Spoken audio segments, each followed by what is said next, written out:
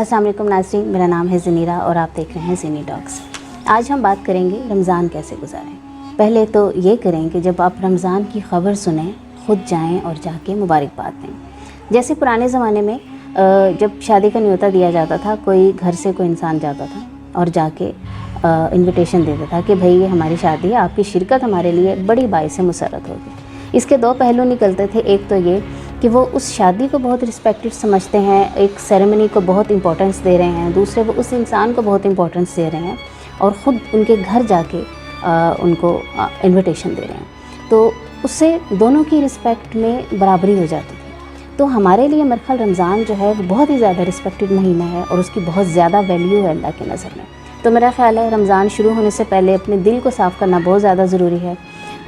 लोगों के साथ मोहब्बत बहुत ज़्यादा ज़रूरी है ताकि हम स्टार्ट हो सकें अगले अच्छे कामों के लिए। दूसरी कोशिश करें कम खाएं, आपकी सेहत के लिए भी अच्छा है। और इसके अलावा भी इसकी एक एक्सप्लेनेशन ये बनती है कि ज़रूरी नहीं है कि रमज़ान का जो मकसद हम लोगों ने समझ रखा है कि हमने रोज़ा रखना है, बड़े एहतमाम से रखना है, हमने सहरी में रोज़ का डिफरेंट मेन्यू होगा, उसमें हलवा पूरी होगी, चने होंगे, उसके अलावा गोश्त होगा, ये होगा, नई नई डिशें सोची जाती हैं, खीरें पकाई जाती हैं स्पेशली सहरी के लिए। और फिर इफ्तारी में तो दस्तरखान भरे होते हैं। तो मेरा ख़्याल है कि रमज़ान का मकसद यहीं पे ही ख़त्म हो जाता है हमारा, अगर हम इस चीज़ को डीपली सोचें कि हम जो इतनी ज़्यादा लवाज़मात ले के बैठे हुए हैं, इसका क्या मकसद बनता है। ये सिर्फ़ हमारे जिस्म तक महदूद है, पैसे का ज़िया है। और अगर हम देखें तो इतनी सारी डिशें खाना स्पेशली उस महीने में जिस पे हम सवाब कमाना चाह रहे हैं, इसका कोई मेरा ख़्याल है कोई लॉजिक नहीं बनती। कल मैं एक वीडियो देख रही थी एक अफ्रीकन बच्चे की जो जिसकी टांगें मेरा ख़्याल लकड़ी की तरह थी, बिल्कुल छोटी छोटी टांगें थी उसकी, और वो बहुत बुरी सिचुएशन में था। मतलब ना वो मर रहा था ना वो जी रहा था, सिर्फ़ इसलिए कि भूख। पता नहीं कितने दिनों से वो फाके में थे और हम इस बात को नहीं जानते। तो ये सब जो हम खाते हैं, अगर हम उसको मिनिमाइज़ कर दें, अगर हम सादा खाना खा लें, अपनी नबी की सुन्नत पे अमल कर लें, और अगर वही पैसा थोड़ा थोड़ा करके हम जमा कर लें उन लोगों के लिए जिनको इसकी ज़रूरत है, तो हमारे रोज़े का हक़ यहाँ पे भी एक पूरा हो जाता है। ज़रूरी नहीं कि आप एथियोपिया भेजें, आप ऐसे मुल्कों में भेजें। हमारे पाकिस्तान में, हमारे महल्ले में ऐसे लोग हैं जिनको भूख की कमी है, जिनके घर सिर्फ आटा होता है, जिन लोगों ने कभी शायद सालन भी नहीं देखा होता। तो कम खाएं, उन लोगों के लिए कम खाएं, अपनी सेहत के लिए। आपका कोलेस्ट्रॉल ठीक रहेगा, आपका बीपी ठीक रहेगा, आपकी सेहत ठीक रहेगी तो आप इबादत भी अच्छे तरीके से करने के काबिल हैं। अपने खाने में हमसायों और हिस्सेदारों का हिस्सा ज़रूर रखें। हमसायों का ऐसे हुज़ूर सल्लल्लाहु अलैहि वसल्लम फरमाया करते थे कि अपने शोरबे को पतला कर लिया करो ताकि दूसरों को दे सको।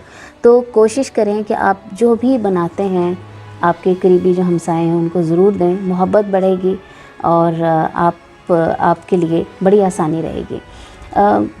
इसके अलावा कोशिश करें, जैसे अगर आप कोई अच्छी चीज़ बना रहे हैं तो वो अकेले मत खाएं। इस महीने में सबको थोड़ा थोड़ा ज़रूर हिस्सा दें। अगर आपको बहुत सी चीज़ें खाने का शौक़ है दस्तरखान में, अगर आपका रोज़ा नहीं इसके बगैर इफ्तार होता कि आपका दस्तरखान भरा ही होना चाहिए, तो ठीक है आप भर लें, लेकिन उस दस्तरखान में फिर किसी हिस्सेदार को ज़रूर बिठाएं, हक़दार को ज़रूर बिठाएं। जैसे आपके घर में काम करने वाली है, शायद वो सालन के अलावा उन्होंने कभी कुछ नहीं देखा, या शायद सालन भी उन्हें कभी कम ही नसीब होता है। अब तो आटा भी 130 रुपए किलो है, अब तो रोटी खानी ही बड़ी मुश्किल है।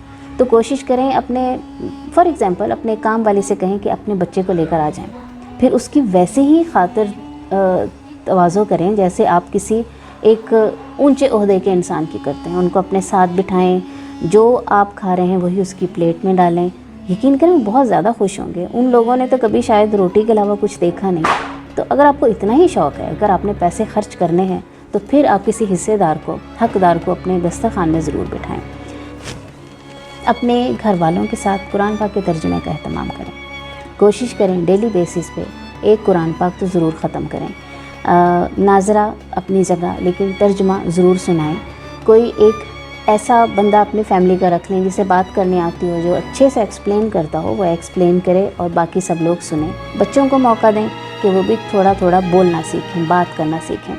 इससे उनकी कॉन्फिडेंस बढ़ेगा, उनको बात करनी आएगी और उनमें नॉलेज पैदा होगा और साथ शौक़ पैदा होगा کے بہت مزہ آتا ہے کہ یہاں ہم سب مل کے باتیں کرتے ہیں، آج میری باری ہے، کل میں سناؤں گا، تو ایک ان میں شوق پیدا ہوتا ہے، شوق کا جذبہ پیدا ہوگا، بڑھنے کا جذبہ پیدا ہوگا، اور ان کے علم میں اضافہ ہوگا، اور اس کے ساتھ ساتھ انہیں دین کی اہمیت کا اندازہ ہوگا۔ تو ترجمے کا ڈیلی اہتمام کریں۔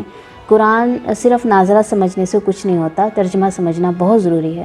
تو اسپیشلی اس مہینے میں، کیونکہ یہ مہینہ ہمارے لیے لاتا ہی پورے سال کی ایکسرسائز ہے کہ ہم نے پورے سال کو کیسے گزارنا ہے، تو میرا خیال ہے اگر سال میں ایک دفعہ کم از کم ترجمہ ہمارے دماغ تک پہنچ جائے تو بہت اچھی اور بڑی بات ہے۔ اپنی صحت کا خیال رکھیں، واک پہ ضرور، فزیکل ایکٹیویٹی ضرور کوئی نہ کوئی کریں، کیونکہ روٹین اس طرح کی ہو جاتی ہے اور ہم لوگ ایسی چیزیں کھاتے ہیں کہ اس سے ہماری صحت بہت خراب ہوتی ہے۔ تو کوشش کریں رمضان میں آپ اگر وتھ فیملی واک پہ جا سکتے ہیں، بہت اچھی بات ہے، آپ کو آکسیجن ملے گی، آپ لوگ انجوائے کریں گے، آپ کا کھانا ہضم ہوگا، یا کچھ بھی سائیکلنگ ہو سکتی ہے، کچھ بھی ہو سکتی ہے، کسی قسم کی فزیکل ایکٹیویٹیز ضرور کریں۔ بڑا اچھا موقع ہے رمضان میں، آپ لوگ اپنا ویٹ لوز کر سکتے ہیں، کیونکہ آپ کچھ گھنٹے آپ کی 13، 14، 15 گھنٹے فاسٹنگ ہوتی ہے، اور یہ باڈی کے لیے بہت اچھا ہے۔ باڈی کے لیے اس طرح اچھا ہے کہ آپ کی باڈی ڈیٹاکسیفائڈ ہوتی ہے، مطلب جتنا بھی آپ کا باڈی میں گند بلا ہے وہ نکل جاتا ہے۔ تو روزہ ایز اے ہیلتھ، مطلب اگر ہیلتھ کے طور پہ ہم بات کریں تو روزہ بہت اچھا ہے، روزہ ہماری باڈی کو صاف ستھرا کرتا ہے۔ تو کوشش کریں فزیکل ایکٹیویٹیز اپنی ڈیلی بیسز میں ضرور ایڈ کریں۔ افطاری سے پہلے اور سحری کے وقت کوئی بھی ٹائم جو آپ کے لیے سوٹیبل ہو، کوشش کریں کہ کوئی نہ کوئی اچھی بات ضرور ہونی چاہیے۔ آپ درس کا اہتمام بھی کر سکتے ہیں، آپ سیرت پہ بات بھی کر سکتے ہیں، ایک حدیث بھی پڑھی جا سکتی ہے، یا کوئی بھی اچھا سا واقعہ بچوں کو سنا سکتے ہیں۔ کوشش کریں کہ کھانا کھاتے ہوئے افطاری اور سحری کو ایک مبارک طور پہ بچوں کے سامنے پیش کیا جائے۔ انہیں روز کسی ایک بچے کی ڈیوٹی لگا دی جائے کہ آپ اونچی دعا پڑھیں، افطاری کی دعا پڑھیں، آپ سحری کی دعا پڑھیں، اس کا کیا مطلب ہے، ہم کیوں افطار کر رہے ہیں، کوئی بھی بات ہو سکتی ہے۔ تو اس مبارک ٹائم پہ جب دعائیں بہت قبول ہوتی ہیں، دعا کریں بچوں کے ساتھ اور ان کو کچھ اچھا سا تھوڑا سا ضرور بتائیں۔ لمبی نیندوں سے گریز کریں اور فضولیات سے گریز کریں، اسپیشلی اس مہینے میں نے بہت سے ایسے انفارچونیٹ لوگ بھی دیکھے ہیں جو رمضان گزارنے کے لیے سوتے رہتے ہیں، مائیں بھی نہیں اٹھاتی، باپ بھی نہیں اٹھاتے کہ بچے کو روزہ لگ جائے گا اس کو سونے دو، اور وہ مسلسل شاید 12 گھنٹے 13 گھنٹے سوتے رہتے ہیں، اور وہ اس وقت اٹھتے ہیں کہ جب امی مجھے اس وقت اٹھا دینا جب روزہ کھلنے کا وقت ہے۔ تو اور کچھ ایسے بد نصیب بھی دیکھے ہیں جو نیٹ فلکس پہ بیٹھے رہتے ہیں، کچھ ایسے دیکھے ہیں جو موویز دیکھتے رہتے ہیں۔ تو خرافات اور فضولیات سے پرہیز کریں، سمجھنے کی کوشش کریں کہ یہ مہینہ بہت زیادہ بابرکت ہے، آپ جو ایک چھوٹا سا کام کرتے ہیں آپ کو اس کی اتنی زیادہ نیکیاں ملتی ہیں کہ آپ کے تصور سے باہر ہے۔ تو کیوں نیکیوں کو فضول میں ضائع کرنا؟ یہ فضولیات تو پورے سال بھی ہو سکتی ہیں، اور پورے سال بھی ہونے کا مقصد نہیں ہے۔ بچوں کو بتائیں کہ انٹرٹینمنٹ کی ایک لمٹ ہوتی ہے، ہر وقت انٹرٹینمنٹ نہیں ہونی چاہیے، اور انٹرٹینمنٹ ایکچولی ہمارے لیے بہت زیادہ نقصان دہ ہے۔ Lots of entertainment actually it's killing us and we don't know. تو لاٹس آف انٹرٹینمنٹ نہیں ہونی چاہیے، انٹرٹینمنٹ کی بھی کچھ اسپیسیفیکیشن ہونی چاہیے، انٹرٹینمنٹ کی تھوڑی سی کوئی نہ کوئی حد ہونی چاہیے۔ تو اس مہینے کو مذاق مت بنائیں، اس مہینے ان سب فضولیات سے دور رہیں اور اپنے گھر والوں کو دور کرنے کی کوشش کریں۔ اگر وقت ملے تو اس ٹائم کو اچھے طریقے سے اسپینڈ کریں، رمضان کے مہینے کو کوشش کریں کہ اس مہینے میں کچھ ایسا کریں جہاں پہ آپ لوگوں کے کام آ سکیں۔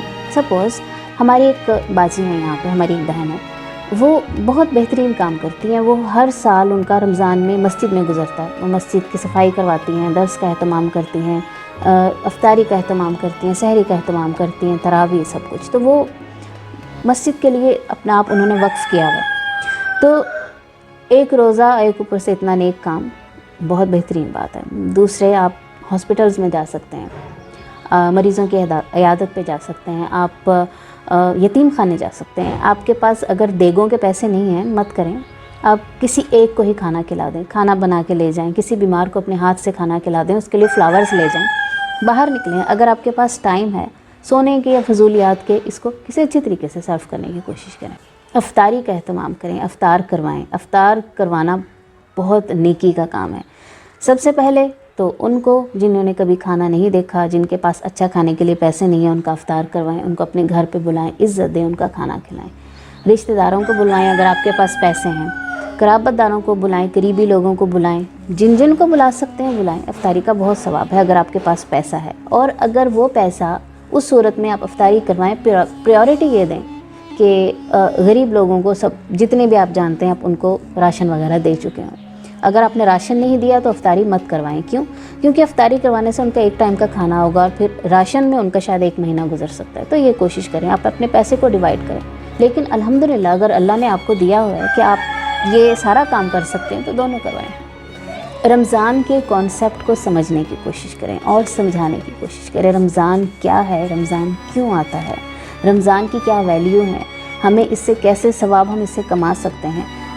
کوشش کریں رمضان شروع ہونے سے پہلے یہ کانسیپٹ آپ کے گھروں میں کلیئر ہو جانا چاہیے۔ اگر خدا نخواستہ نہیں ہے، یا انفارچونیٹلی کبھی ایسا ہو جاتا ہے کہ پیرنٹس ساتھ نہیں ہوتے، کبھی ایسا ہوتا ہے بچے ساتھ نہیں ہوتے، تو کوشش کریں رمضان سے پہلے ذرا ریوائز کروا لیں ان سب چیزوں کو۔